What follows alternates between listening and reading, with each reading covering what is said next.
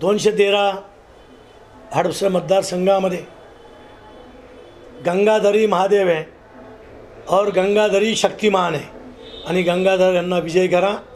मी माजी आमदार महादेव रामचंद्र बाबर आज तुमच्याशी बोलण्याचं एकमेव कारण की विधानसभेच्या निवडणुका संपूर्ण महाराष्ट्रामध्ये आहे।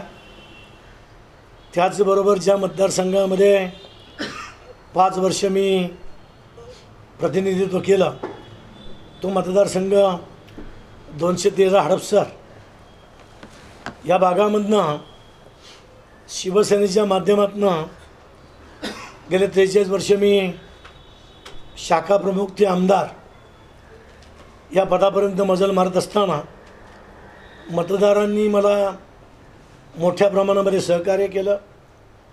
लोकांची काम करण्याची संधी मला मतदान देऊन करून दिली।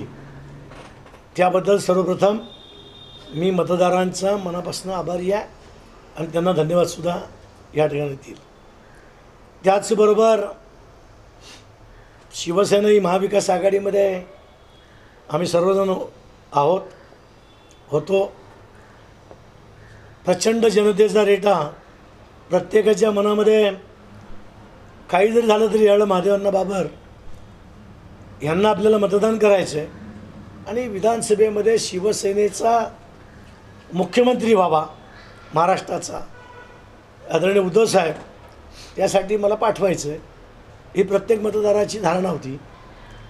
परंतु महाविकास आघाडीमध्ये आमच्या मित्रपक्षांनी फार लावून धरलं आणि माझं तिकीट त्या ठिकाणी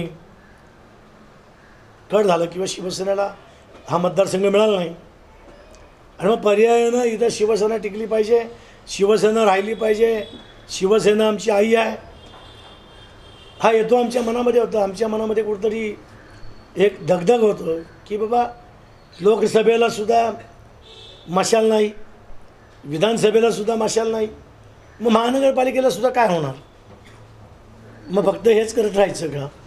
म्हणून पंचायत समितीचे माजी सदस्य आणि ग्रामपंचायतीचे सदस्य दानशूर व्यक्तिमत्व शिवसेनेचं 30 वर्ष केलेलं काम गंगाधरांना बधे यांना आपण मग शेवटी ते अपक्ष उभे राहिले आणि ते अपक्ष उभे राहिल्यानंतर मी त्यांना पाठिंबा दिला की शिवसैनिक आहे आणि पाठिंबा देण्याचं एकमेव कारण की गंगाधरांना बधे हे 100% निवडून येतील आणि उद्धव साहेब हे मुख्यमंत्री होतील त्यांचं मत आम्ही उद्धव साहेबांनाच देणार म्हणून या ठिकाणी मी त्यांच्या सपोर्टमध्ये आहे।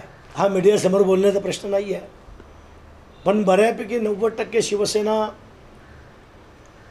ही शिवसैनिकाच्याच मागे आहे। इतर सर्वजण आहेत तर शिवसेनेला मानणारा वर्ग जो आहे महादेव बाबरांना मानणारा वर्ग जो आहे तो सगळा गंगाधरांना बरेचशा मागे 100% उभा आहे। माझ्या काळात जे काम झालं ते 10 वर्षे काम झालं नाही आज आणि आमच्या डोक्यामध्ये कात्रजचा पाण्याचा प्रश्न असेल, कात्रजच्या चौकातला उड्डाणपुलाचा प्रश्न असेल, कात्रज गोंडवा खडी मशीन चौक ते कात्रजचा रस्त्याचा प्रश्न असेल, रिंग रोड असेल, 24/7ची पाण्याची योजना असेल, मांजरीच्या उड्डाणपुलाचं तर सगळं काम मी शिजून ठेवलं होतं।